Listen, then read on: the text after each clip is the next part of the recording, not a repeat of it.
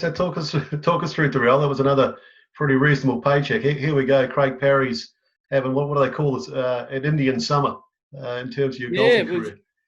it was one of those things. I played at the South Australian Open the week earlier and played really well. I think I finished about third, but my game was really right on. And South Australia was very similar to what the weather does in Florida.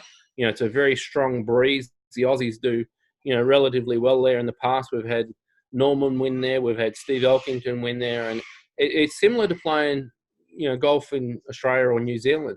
And when I went over there, I arrived. My brother was on the bag. He was caddying for me. My nephew, he come over. He was just turned 18. So he was actually sleeping on the floor at the Darrell Resort. And we slept through the alarm. And then all of a sudden, my brother woke us up and said, look, you got 15 minutes to get to the tee. We're playing on the 10th hole.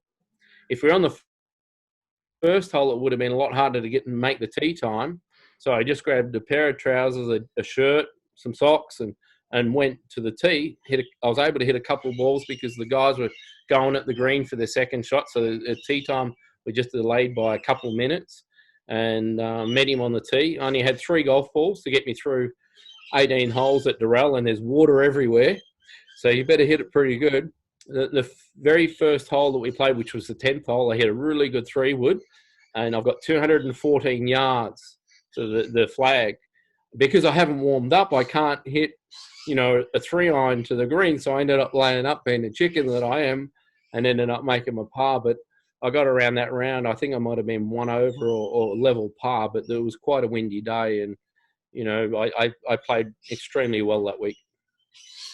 Look, I've heard you're a real good character to kind of hang out with, and just as we're talking there, I'm kind of getting that feeling that Craig Parry perhaps plays his best golf when he's most relaxed. Would that be a fair statement? Yeah, very much so.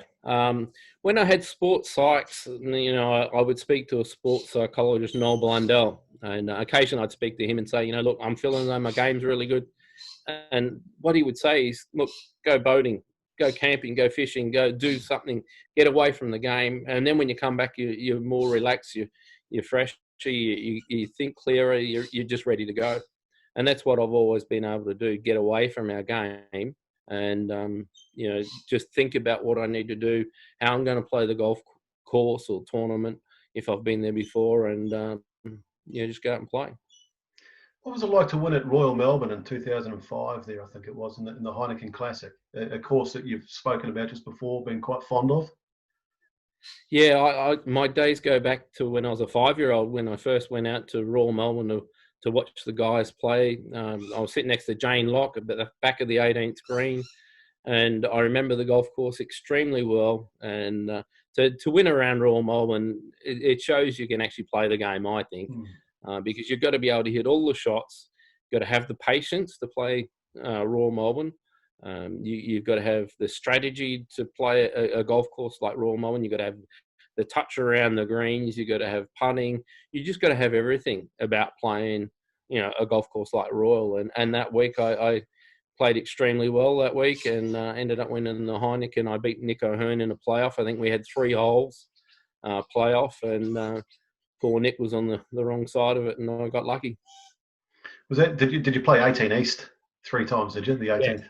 Yeah, that's right. Yeah, I think I got up and down out of the bunker on the right hand side twice, and poor Nick's got to be thinking, well, I'm going to be winning here, and then all of a sudden a hole of 15 or an 18 footer just to keep it going. Yeah, phenomenal closing hole and a great golf course. As I mentioned, Craig, I mean, you've won the Japanese Open, you've won the Scottish Open, the Italian Open, the German Open, the Indonesian Open, the New Zealand Open. Now it's your opportunity after a narrow miss by the looks of things back in 1990. 2007 Australian Open could be Craig Parry's time. Yeah, well, that was one of the golf courses. I won the 1987 New South Wales Open at the Australian. It was designed obviously by Jack Nicklaus, and I was very comfortable on playing around the Aussie. And I'd been up in Japan that year, and I'd been working really hard on my game. And to come back and play at the Australian, and we had some ordinary weather come in, I think on the second round or the third round, and I scored low. And you know, anytime you get to play the Aussie, I'm always comfortable in going out there and playing. And to finally win the Australian Open, our national Open, I'd lost the playoff in 1990, and I finished third probably about 8 times. It meant a lot to me to win finally our national Open. Yeah, I mean it's an incredible CV with all those national opens. It's well, it's unique, I think, to have that number. That's incredible. I mean, was that something that you ever set out to play national opens, to try and bag national opens? Was that a goal at any stage? No, I've always just liked playing in national opens, and I've always set my goal on playing really well in certain weeks, and the national opens is just one of those weeks that I happen to play really well in. And I've always tried to peak when I've played tournaments. I find it better to try and play 2 or 3 events in a row and try and peak for the third event. If you have the pressure off you on the first week, and if you play well done, that's great. But you always try and peak and get your game ready so it actually gets to that third round or third tournament, so you can actually play your best golf. Because not being the fittest person in the world, or playing 4 weeks in a row is not the thing that I nearly tried to do. I always try to play 2 or 3 weeks. Yeah, yeah. Hey, and so obviously you're keen on your design. We've talked about Titirangi and Royal Melbourne and that kind of strategic design, and that having to play your shots to certain areas to access other areas of the greens of the hole. Paraparaumu Beach, of course, is very similar to that kind of thinking with Alec Russell design. Yep. Have you got a memory of a favourite hole and a reason perhaps why you like that particular hole? 17. I love 17 as a hole. You had to hit it down you had to sort of scoot it close to the right hand side with your tee shot to have the shot into the green, which is going to be shorter. But the further you went left, the better angle you had into the green, I remember. And the thing about golf course and design, I've always tried to have design where you can run the ball into the green. I figure that everyone should be able to play the game of golf. Doesn't matter how old you are or what skill level you are, you should have an option on playing the game. And the hardest shot in golf is to actually hit it straight. It doesn't matter if you're a professional or an amateur. And it just goes different lengths, that's all. Professional might hit a little bit further than the amateur, but as far as design work is, I try and keep my hazards to the sides rather than in front of the greens, or in the fairway. Put them off to the side. Don't make it so the good shot gets penalised. That really annoys the crap out of me. And a lot of golf architects really don't understand the game as far as playing. What a good golfer would want for reward. How they're going to think about playing it. And the work that I'm doing at the moment with the different golf courses, I've got 6 on the go at the moment. Right. Put my hazards to the sides and put them in the right place, and everyone seems to be very happy with what I'm doing. So, and I spend a lot of time there doing it as well. Yeah, so you're quite hands-on with your designer. You like getting out on site? Absolutely. I've just completed Bayview, which is not far away from us here. We did 3 greens and fixed up someone else's mistake. And I was there over the last 6 months, probably 4 months. I would go there every day and make sure that it was right. And if it wasn't right, I'd speak up and say, look, I want, the bunker to move across, half a metre. It needs to go, 6 inches lower, 6 inches higher, whatever it may need. And the same with the green. I would be pedantic.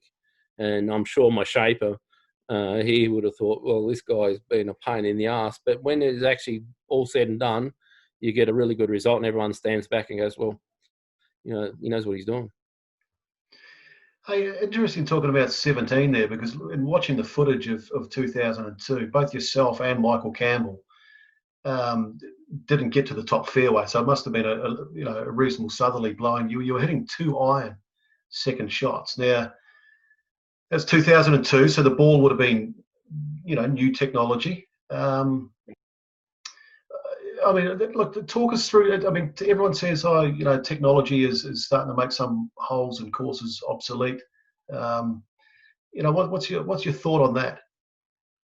Look, the professionals, they are hitting it a lot further, and it is making the game probably a little bit too easy for them. But for the amateurs, I think they should get all of the technology that is available. I have no problem at all amateurs being able to anchor the putter against the body. If it keeps people out there playing golf, I'm all for it. As far as other changes to equipment, the golf ball needs to come back. It's just going too far nowadays. Hmm. Now, I know you mentioned your good mate there, Tony Buffler, who's also your manager. He loves getting across to New Zealand and playing Parapara with his good mate Jeff Simmons. Two hard case characters. He's been threatening to bring Craig Parry across on one of those trips at some stage. So, Craig, look, we would love at some stage to have you back on our links. It's been nice to connect with you today, or reconnect with you today from a club point of view. Like I say, you've won national opens in 6 or 7 countries around the world, which is quite incredible. The one, obviously, as a golf club we're most proud about is your New Zealand Open victory here with us. And for that, Craig, you're absolutely deserving to be on this series as a legend of the links. So thanks very much for making time. Thanks, Leo. Great talking. And please take up that invitation at some stage. I definitely will. I would love to come back and play, and very fond memories of New Zealand Open at Parry. Thanks very much, Craig. Cheers. No worries. Cheers, Leo.